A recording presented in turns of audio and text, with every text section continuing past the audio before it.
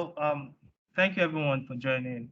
I am Dean Adikule, Cloud Security Engineer with Ha-Shem, and I'm going to walk us through what zero trust security is.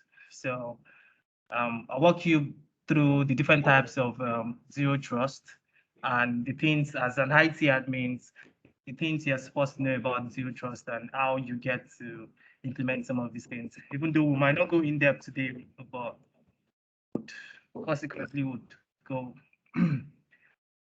So this is me, Dean Haradikle, a cloud security engineer, a tech enthusiast, and my workloads are Azure, Office 365, Salesforce, and so on. Yeah, but let me. So this is going to be our agenda. I'm going to walk us through what zero trust security is, why we need zero trust, and the principles, then the component of zero trust. And then finally, I'm replacing this part with our demo because I want us to see how we get to do an assessment on our own.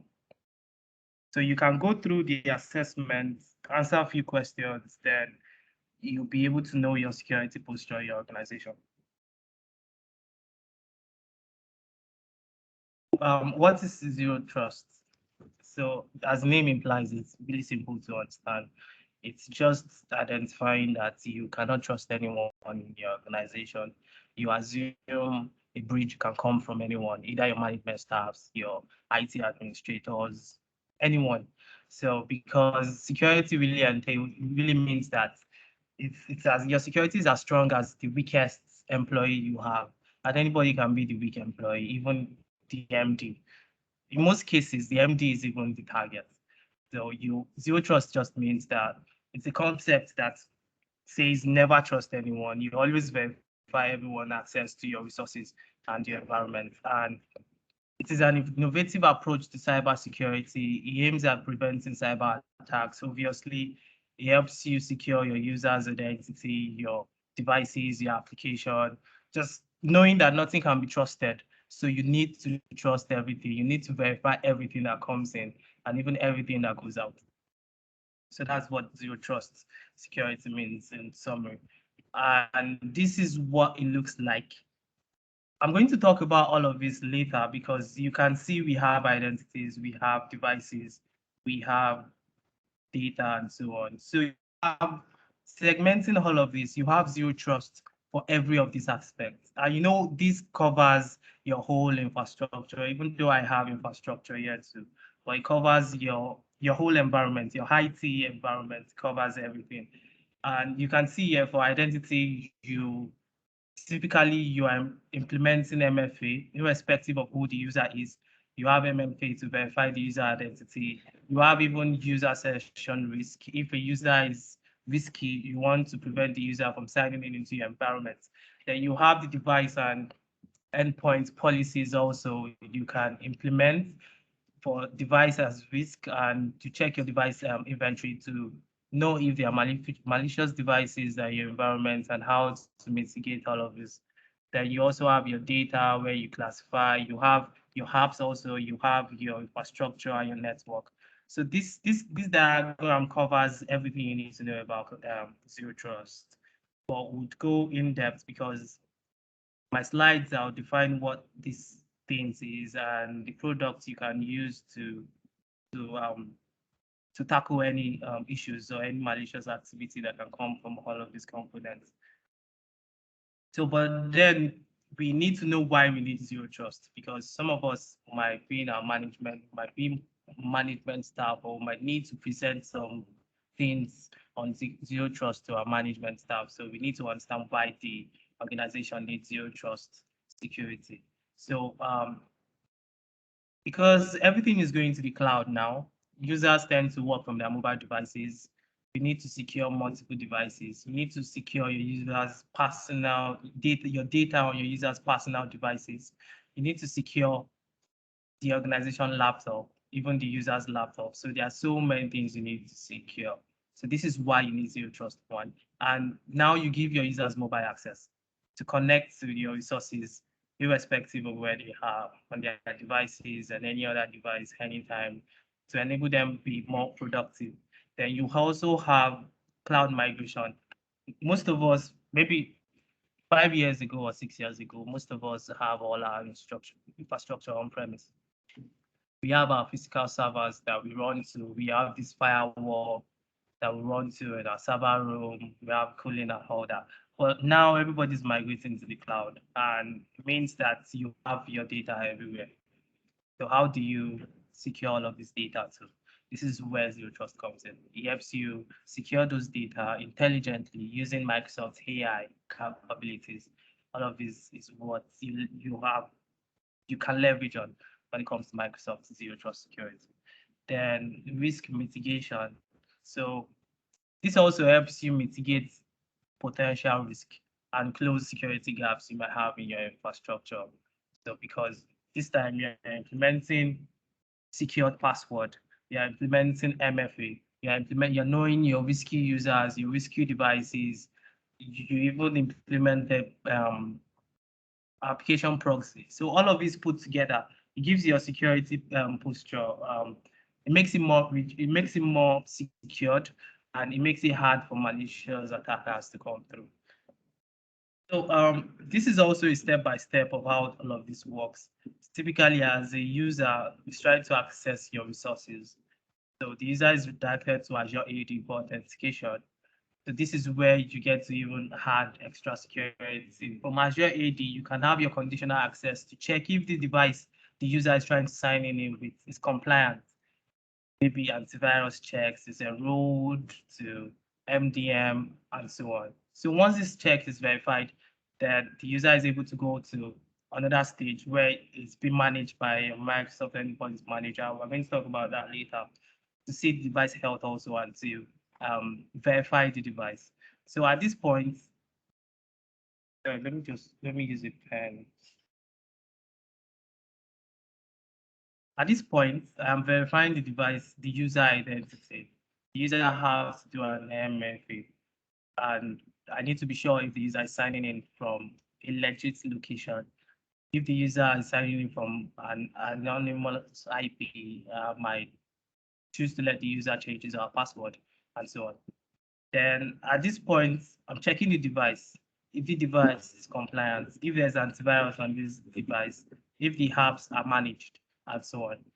Then we go to this point also. So if I have my resources on Azure, I'll be implementing Azure security here to verify my security checks, because typically you're coming into my infrastructure, my Active Directory is trying to authenticate you that is on Azure.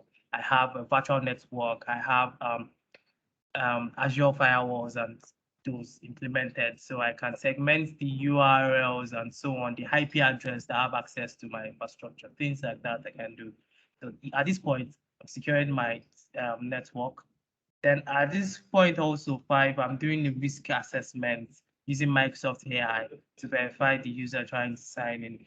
All this happens within seconds. So even though I had to go through this one after the other, but it happens within seconds.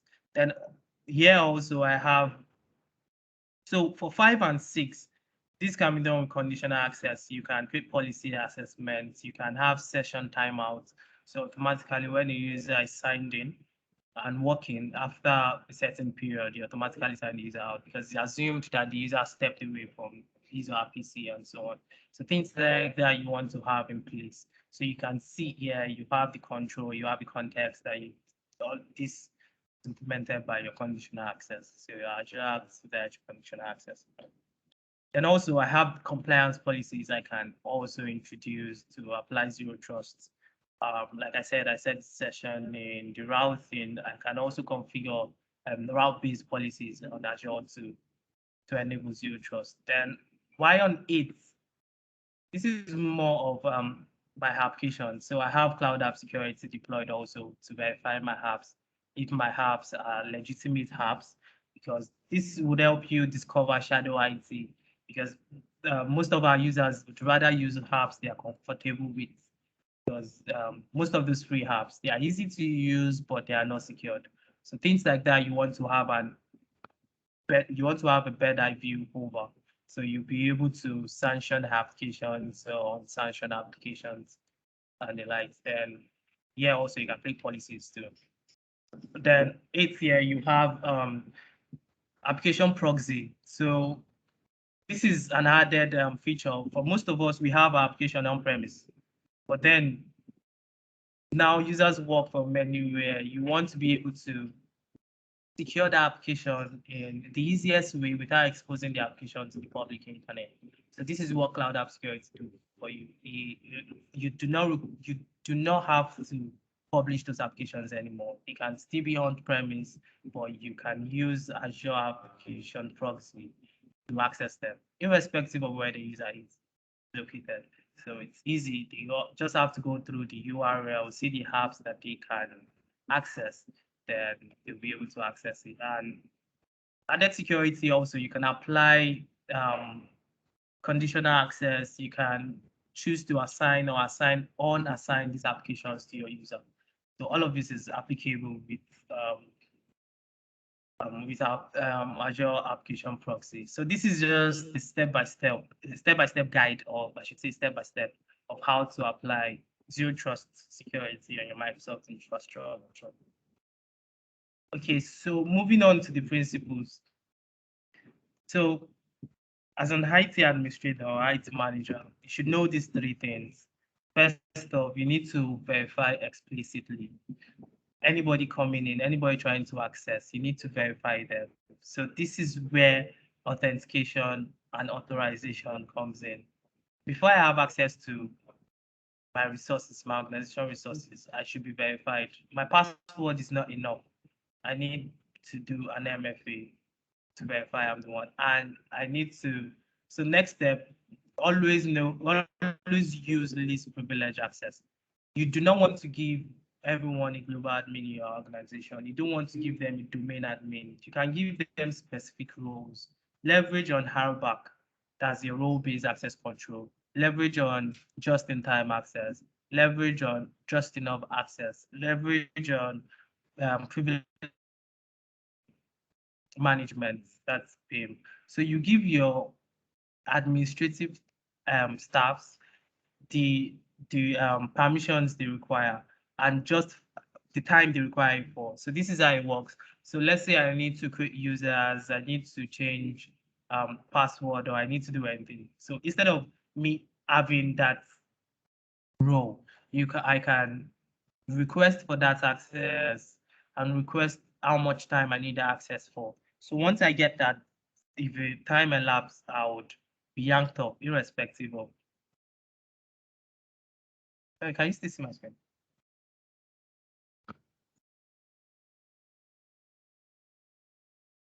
Okay. Okay. I think you got this my screen. All right. So irrespective of who they are, you give them enough access that they need.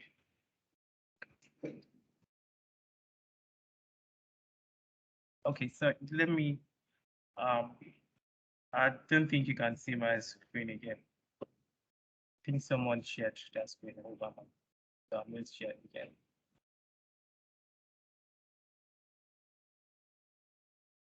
Can you see my screen now? All right, I'm going to assume you can now see my screen. Thank you.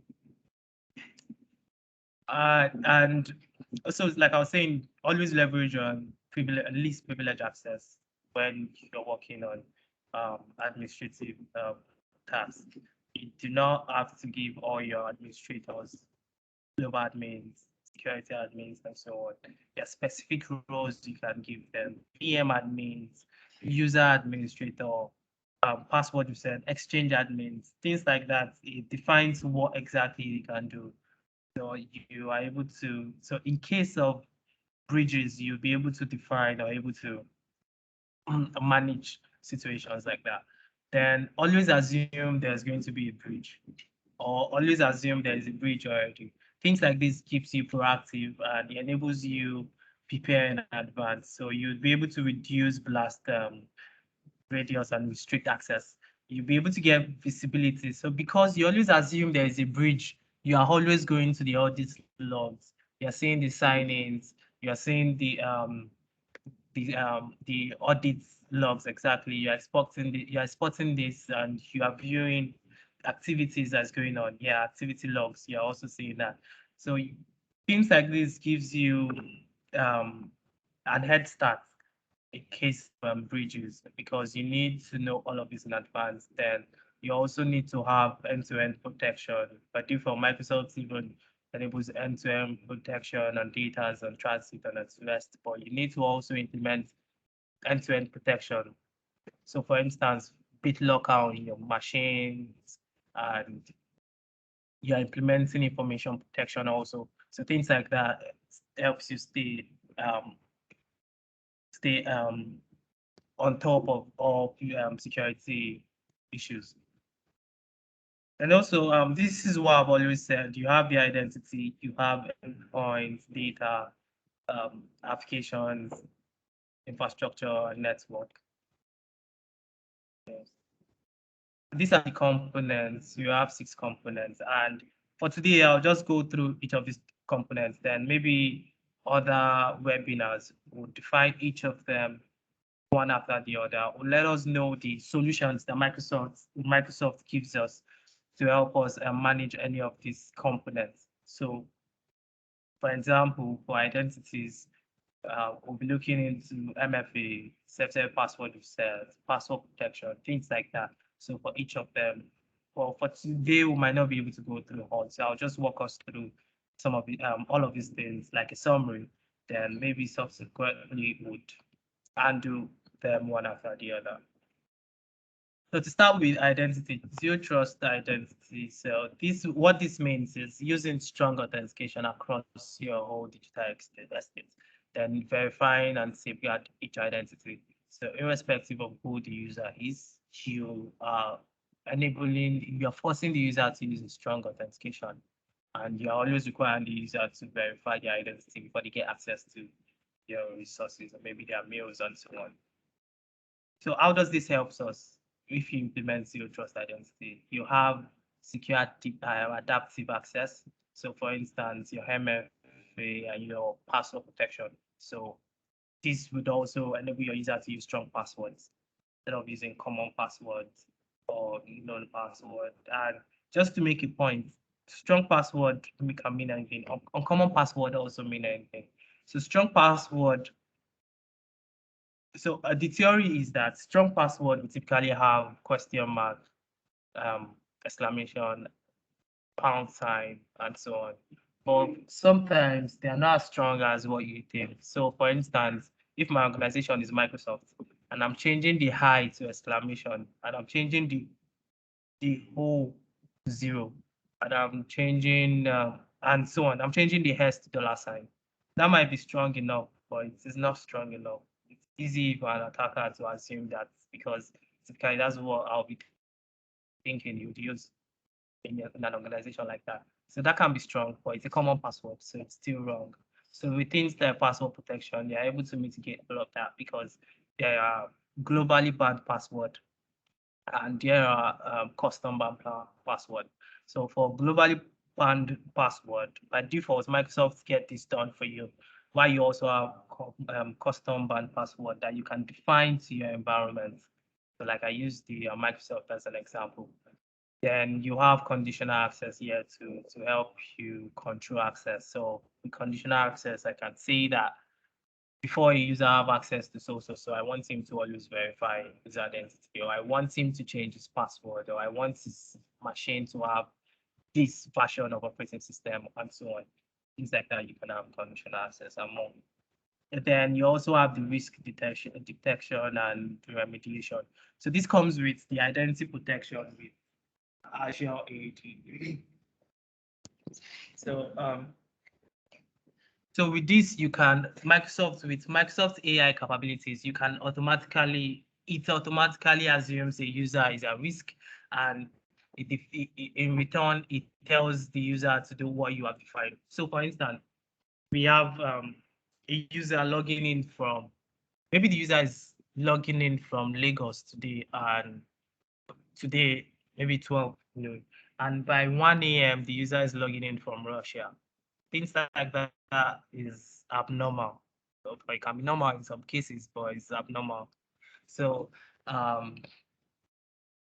so that's abnormal. So and it's not possible for you to be in Lagos the next hour you are in Russia.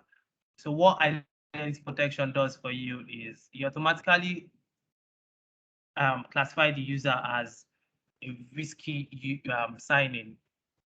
And what happens? It tells the user to verify their identity, to do an MFA automatically. And sometimes for some user, it might even assume they are a risky user and it tells them to change their password. And depending on what you have defined, it can block the user. If you want to block this user, it can block the user, and the user would have to call you, the IT guy, to tell you that I've been blocked and blah blah blah, and you need to just confirm. Where are you logging in from? Are you using a VPN? Are you this and that for you to verify? So things like this, it helps you automate it because there's so much you can do with Microsoft. Then lastly, yeah, you also have the reports, because Microsoft also shows you some advanced reports. You'll be able to see users like sign-in location, their activities, if they have failed sign-ins, you'll be able to see things like that. So it gives you a seamless experience you can have with zero trust identity. Then that moving on to seamless user experience with this, you have single sign-on to help you improve your productivity. You have self-serve portals to enable your users change their password or reset their password. Then you have passwordless authentication. So your users can also use the fiddle two keys. They can use their facial recognition, the fingerprint, and so on to access these resources. So all of this enables seamless user experience.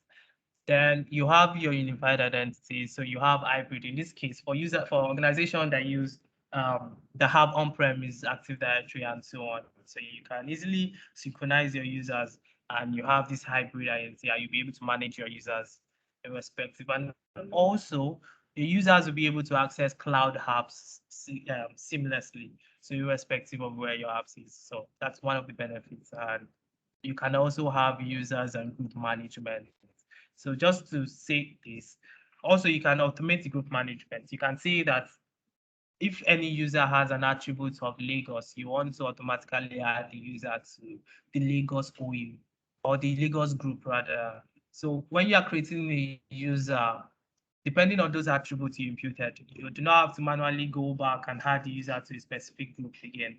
Automatically, you add the user to a group. So everything you have assigned to that group, or every policies you have assigned to that group, the user automatically gets it. So all of this enables management easy.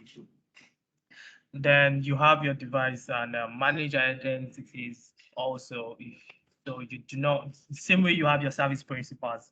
So you don't have to, for your applications, you do not have to use the user account. You can use the managed identity, that system managed identity or user managed identity. So you can have that place. Then also you can see via identity governance, access reviews. What access reviews does for you is it automatically removes the user from a particular group if they are no more required. That's one.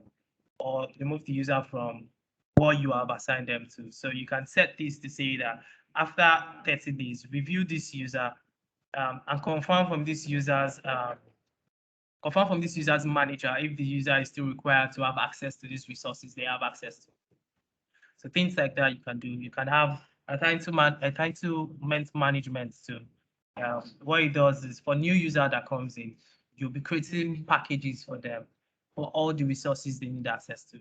So next time, once they get the package, they click through, and everybody that needs to approve these packages, you have done that. So easy, seamless when you have new users onboarded in your organization. Then we have your privilege identity management. I talked about least privilege identity access rather. So with PIM helps you achieve that in the cloud because you can define roles, and you can define eligibilities, and you can define just-in-time access and just enough access. So when your administrative task admins needs to do something, they would need to request from you, maybe the team lead or the IT manager, then you approve it. Once it's approved, maybe for 30 minutes, they have that access. And after 30 minutes, they do not have the access anymore. Then you can also streamline your compliance process roles, because using Harrowback, you can define the roles, give user specific roles to be compliant. Then you have reports and monitoring also that helps you, that gives you all the report you need to see and monitor your users' identity. That's it with zero trust identity. I might be showing a few things so to see what it is, but maybe other webinars will go fully into the zero trust identity and show you how all of this works. Moving on to zero trust endpoint. So okay, quickly share my screen and show you something to identity. So we just move on from there. So I'm going to show you. Show you this. Let's do this.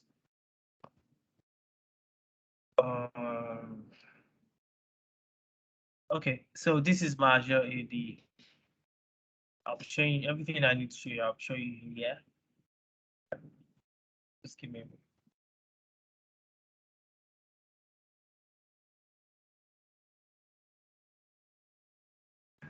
All right, so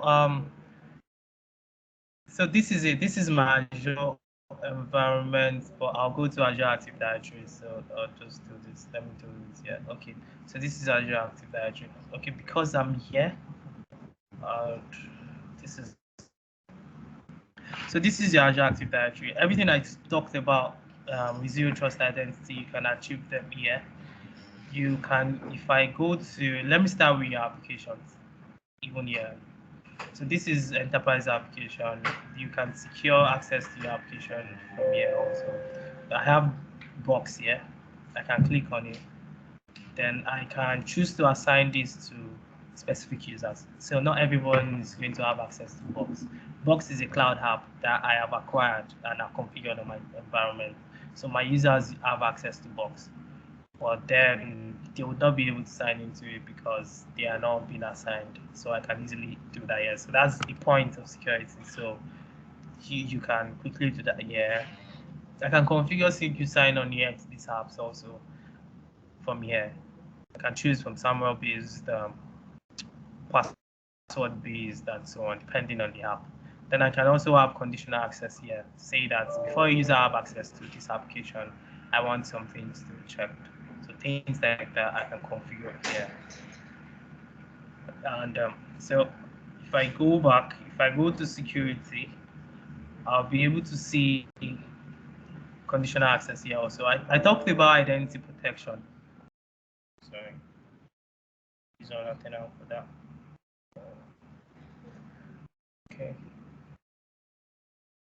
I talked about identity protection. That's it here. You can easily configure that to mitigate your risk if user is signing in from an anonymous location, a device that have been affected with viruses, things like that. Those are signals that this looks out for, and it takes those actions in return.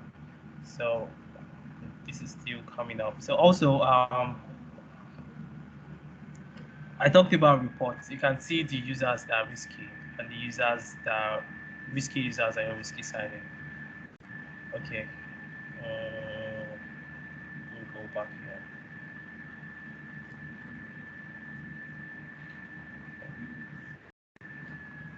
Okay, so I'm just going to click on this. I want to be sure I'm able to get some information. So you can see this guy is an administrator, but is at risk.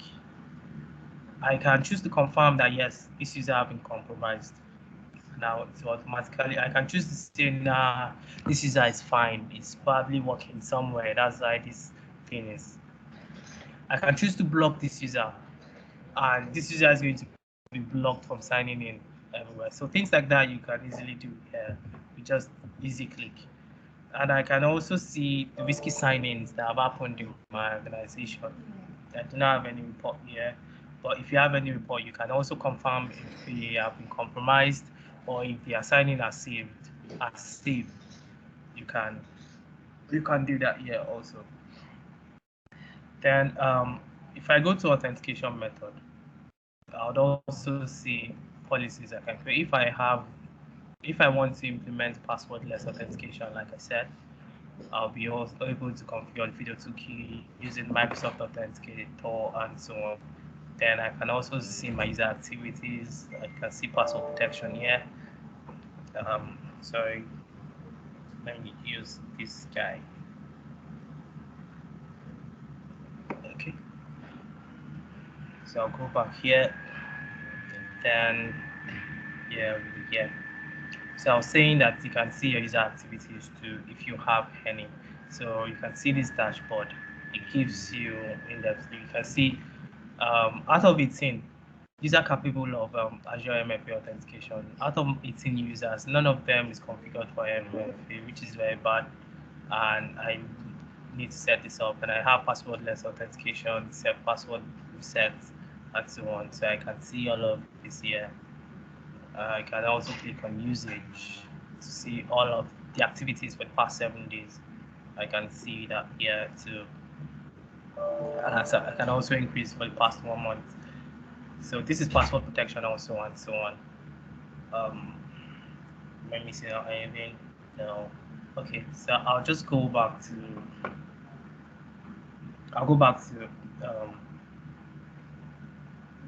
my slides, then we move to the second component points. So for zero trust endpoints, I also need to secure my devices because typically when users would log in from any device. Now that most of us are on Office 365, they can choose to use any machine, any laptop. They can be out of the office for a couple of weeks and do not have their corporate laptop with them, and they might want to use access company resources. So they would be using that from a cafe, cyber cafe, or another user device. So things like that we need to mitigate. And they're also using their mobile device to access all of these resources. Some of them do not even have passwords on their devices. For some of them, their kids can open their password. So things like this you want to mitigate. So that's why we have some of the things here. We have to secure your cloud security across your endpoints. Then you have Microsoft Defender for endpoints.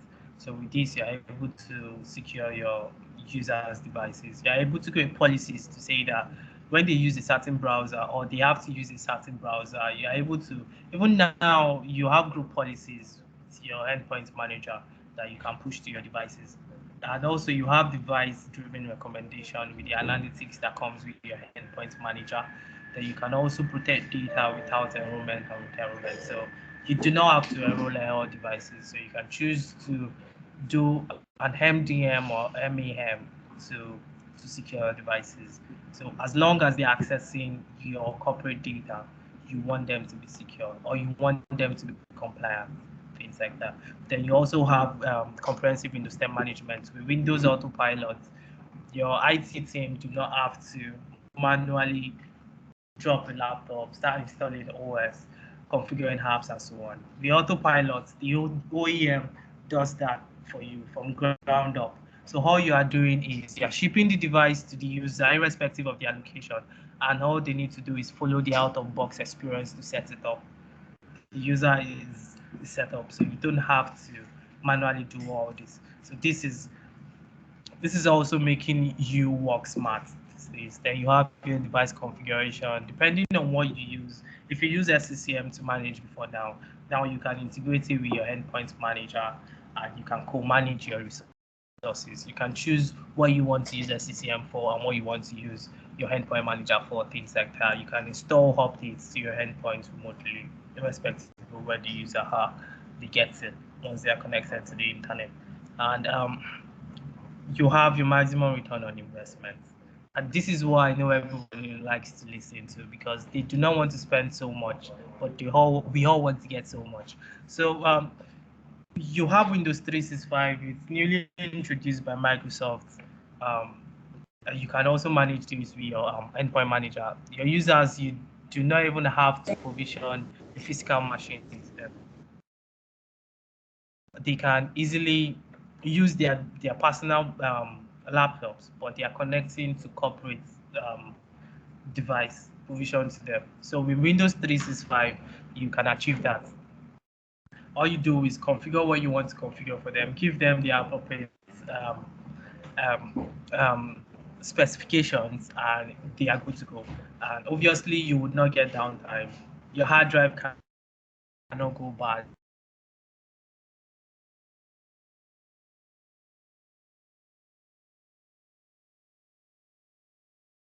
The system cannot crash.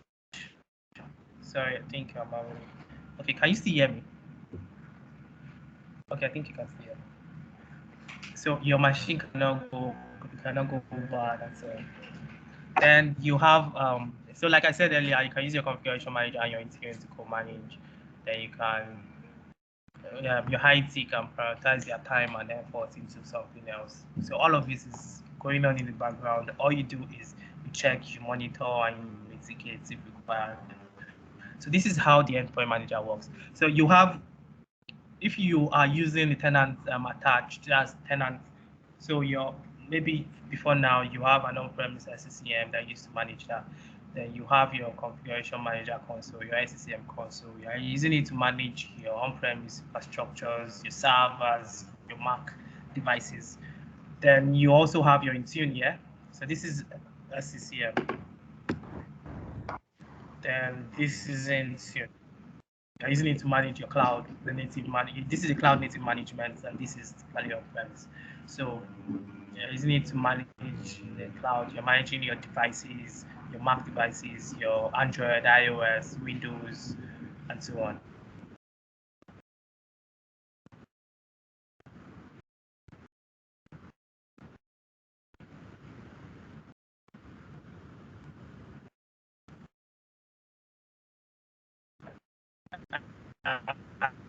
And also you can leverage on the command features, managers. So you do not have to cancel all the resources or lose all the resources that you've spent here on-premise. You can co-manage. So these resources are still here. And you have Microsoft Intune managing your device system. So you find experience. So these are some of the solutions you have for your endpoint management. You have the Microsoft Intune, you have the Microsoft Endpoint Configuration Manager for your on-premise and cloud-based management. So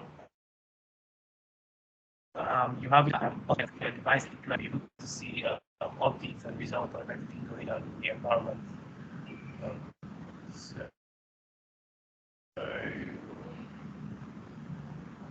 I'm able to click on internet for drag here. So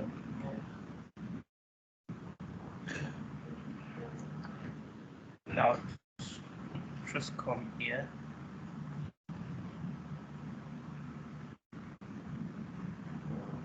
Okay, so like I said you can create DLP policies for your endpoints too. So because you want to secure your endpoints, you can choose to unallow applications. You can add applications to unallow here. You can require that one. You can put in here. Then you can also unallow Bluetooth from here if you choose to.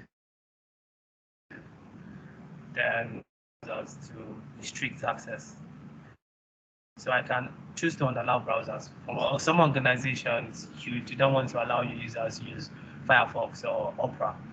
So you can choose to unallow browsers. So whenever they are working, they will not be able to use those browsers to access your resources. They would only be able to use the browsers that you have not blocked to access it. So you can have you also have more DLP rules you can create here to audit your files activities. This is automatically turned on. You want to be able to see what's going on in your files and so on. So you can also create, if you have maybe applications or antivirus that you do not want to because typically most of these things interfere with the policies. It triggers it that is malicious, but then they are just antivirus setup and so on. So I can create an exception here, so it doesn't monitor this part. So I can do that from here also. To the other tenant. Okay, so this is hub. So I wanted to show you, so I talked about Windows 365, so you can easily do that deployment from here also. And I can see all my devices. I can see all the devices that I have in my infrastructure. I can create conditional access to here for my devices, but I want to show us Microsoft Defender for endpoints here. If we use Microsoft Defender for endpoints, you can manage your antivirus, you can manage the encryption, firewall rules, and so on. So, for instance, I'll be able to see devices that do not have antivirus presently on their machine. I'll also be able to see unhealthy devices. So, like I can see here, I can see Red Host is unhealthy. I can quickly restart this device as a quick troubleshooting thing to do. I can quickly scan the device, full or quick scan from here. I can easily sync this device to confirm the device is responding to endpoint security. Then you also have device encryption here. I can create policy here to encrypt my devices.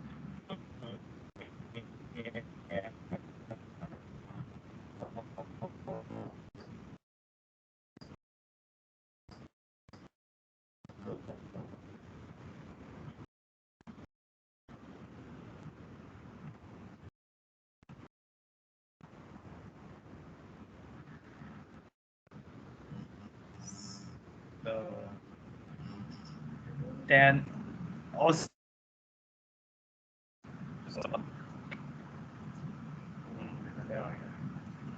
so let's just move on. So when we work on those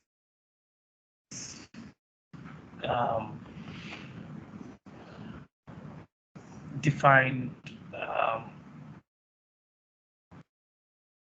webinar sessions to be able to deep dive into all of this properly, because I can see time is fast spent already.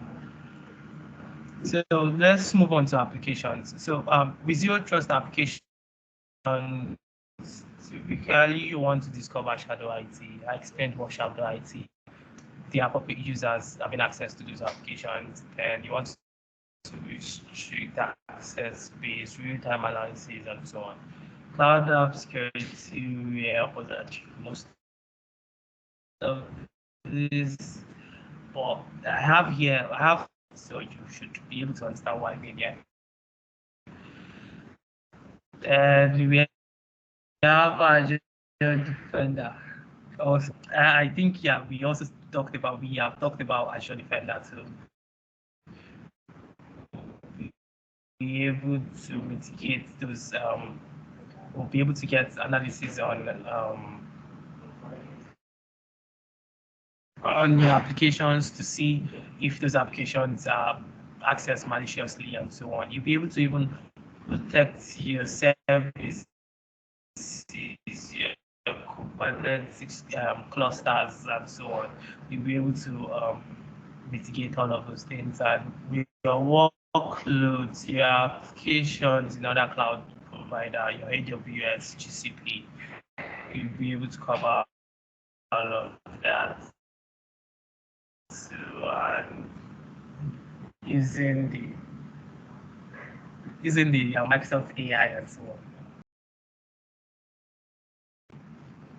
So I repositories for advanced, most of them use it. So now you can secure access their repository or their GitHub environment. You need to verify their access. You can also see dependency. There's some dependables, something called dependables on that you can use. You can leverage your secure that. Then you also have firewalls. And Microsoft also have best practices that you can leverage on to help you secure your GitHub repository and so on. Okay. I mentioned some of these things also are applicable with your infrastructure to not just application in this case. You have your Azure Security Center to see your current posture, recommendation, and so on. You have your defender also to protect and to give them access. You have cloud app security to see applications that have, meaning that you want to block applications. You can block Facebook, for instance. Whenever you use a block, they will not be able to use Facebook. They will not be able to use Twitter, things like that.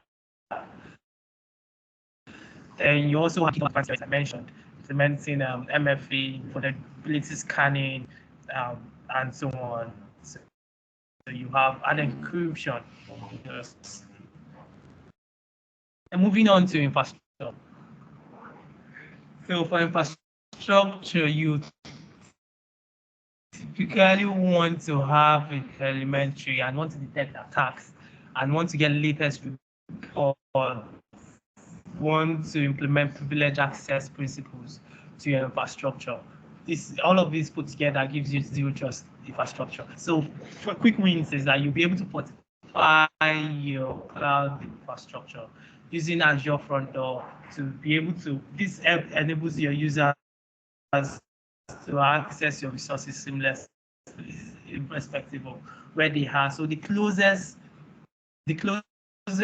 region. So the way it works is, if they want to access resources, they have to go through India, and the resources is in Nigeria, things like that. So with Azure front door, you have to maintain access to resources. Then you are also able to secure your virtual desktop. So for those of us using Azure virtual desktop, you are able to secure that using your Azure firewall to be able to create rules, maybe URL-based rules, route-based rules, IP rules, and so on. And you also have the threat investigation. You're able to detect threats. Using the Azure Security Center also, you'll be able to see vulnerabilities on your workloads and you'll be able to remediate accordingly. Then you have you'll be able to close critical gaps too. Using Azure Sentinel obviously gives you a better view of all your infrastructure. But this time, when you integrate it with your XDR, you'll be able to get super view of all your infrastructures, and also it drives efficiency. You're able to cut false alarms because with the Microsoft AI capabilities, you're able to cut down your false positives to go out like so. And also it learns accordingly. So with Azure ATP, you're able to even learn your infrastructure, learn your activities, learn how users sign in, where they sign in from, things like that. It's able to learn. So like I said, using Microsoft Cloud Native Secure Device and Response, you are able to mitigate risk and have access to your environment real time. So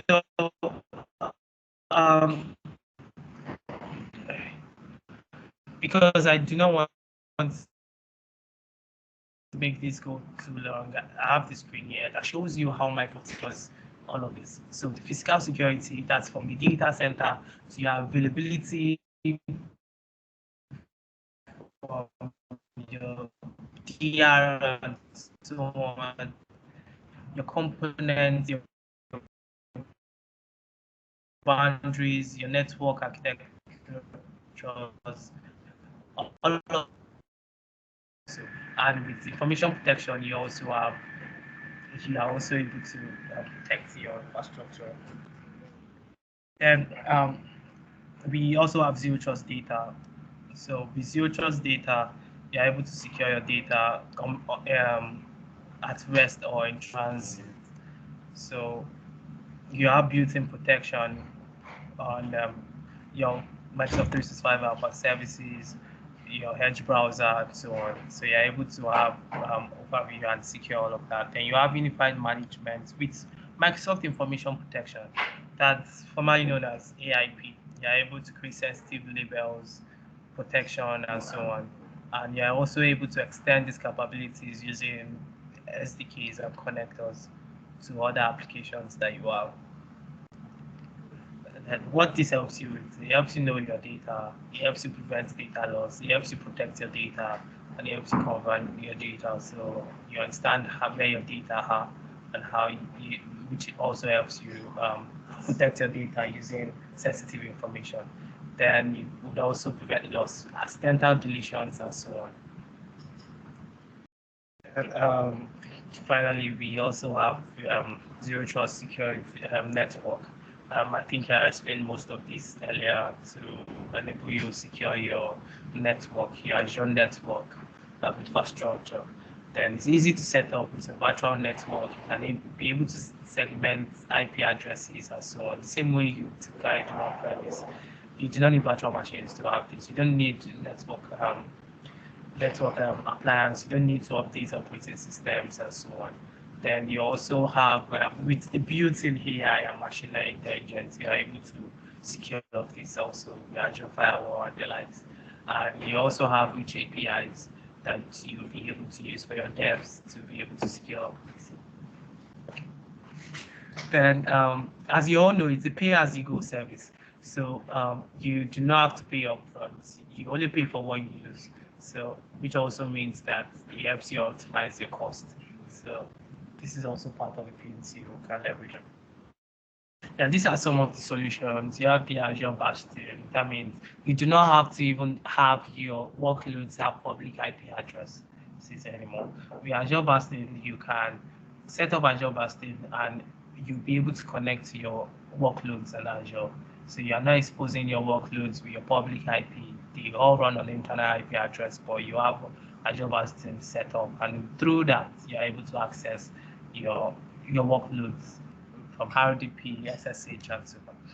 Then you have your distributed denial of service protection from Azure also. Then you have Azure Firewall. Then you have Azure Firewall Manager. You have the front door, network washer, and so on. These are some of the resources. So maybe when we are working full time, or when we are showing you full time on Zero Trust Network, you'll be able to understand more. So that's I'll be rounding up now, but I want to quickly show us how we can do an assessment. So I'm going to do a quick assessment just to show you how the assessment works. So I'm sharing my screen now. You can see my screen. You can see the assessment models. You can see all the different things we talked about. We talked about identity, endpoints, apps, infrastructure, data, and network. So if I want to see my zero trust maturity for identity, I would click on identity. Then I'll be asked a few questions, and at the end, I'll be able to get analysis of what my infrastructure looks like. So simple questions like this. Have you enabled MFA for all internal users? If I say only admins, then I click next. It takes me to the next question. Which form of password authentication do I currently use? So I'll choose any of them enabled for my user. So I can say I'm perhaps just using text messages, or if I'm not using any, I'll not check, then I'll just click on next. Then also, which of the user groups are provisioned for single sign-on? And I can say that only information workers. So things like this you can have all set up. So if I have order here, order means I'm using a third party.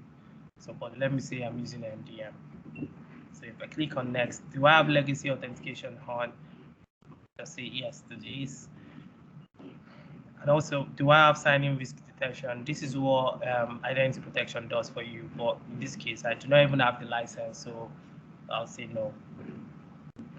And also, which technology do I have integrated with my identity and access management? So I have, this is Cloud App Security. This is Azure Sentinel. I'll just say policy engine. So depending on what you have in your infrastructure, then what contents is used to I'll say user here. Click on next. Are you using identity secure score for guidance? So you have a secure score that shows you your current security posture. If you were in a Azure Security Center webinar, you would have seen how that works. But I'd say No.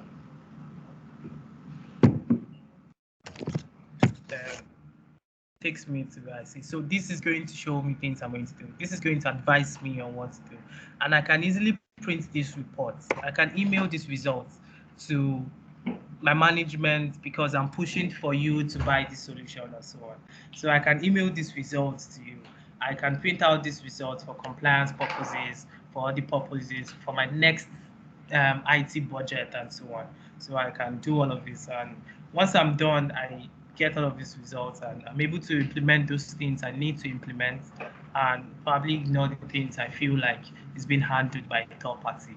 So things like that you can easily achieve with this assessment. So you have for identity, you have for endpoints, applications, and so on. So quickly, that's what I want to show us. So I think with that said, I think we are good to go.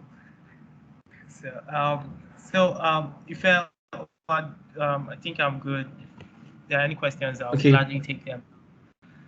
Thank you so much, Dean. I mean, it was such an insightful session. I mean, you've made available a whole lot of valuable content that we could actually even revisit them once the videos are being shared on YouTube. Thank you so much, Dean. And so now we'll be having the question and answer session, should in case you might have any question. Anyone who might have any question, you can begin to ask your question now. You can either unmute yourself to ask the question, or you can put on the chat window where your question is, and then I'm sure Dean is very available to attend to them. So any question now?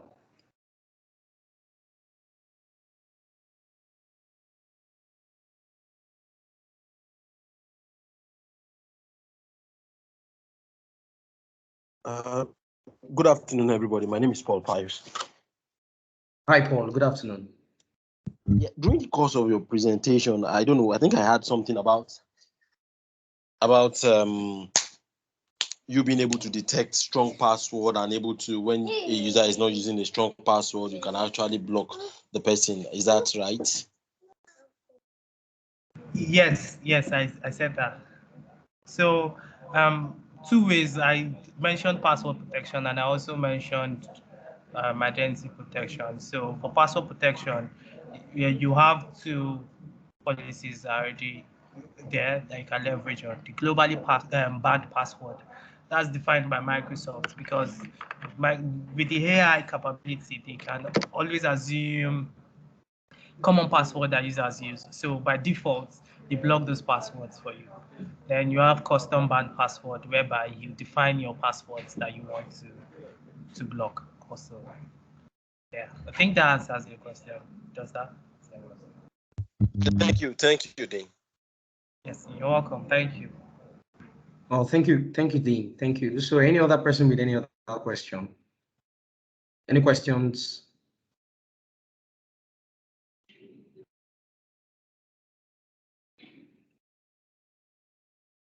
Well, if you're not in a position where you can get to have your questions being said out, you can as well take use make advantage of that window. All right, hi.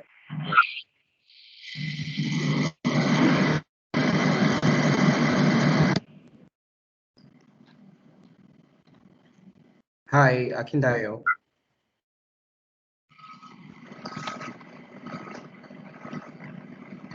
Hello? Yeah, hi. Hi. Hello. We can hear you. Can go on with your question. No, I didn't have any question. Oh, I was okay. locked out temporarily, then I came back in. Oh, okay. All right, that's fine. All right, thank you. Any other person? Are there any questions for us? I'm sure Dean is still here to, share more insights on the things he shared earlier. Any other question?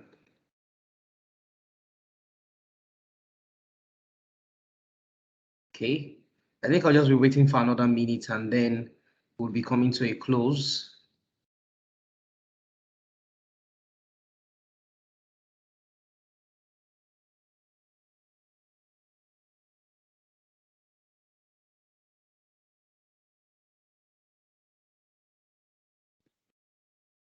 Okay, all right.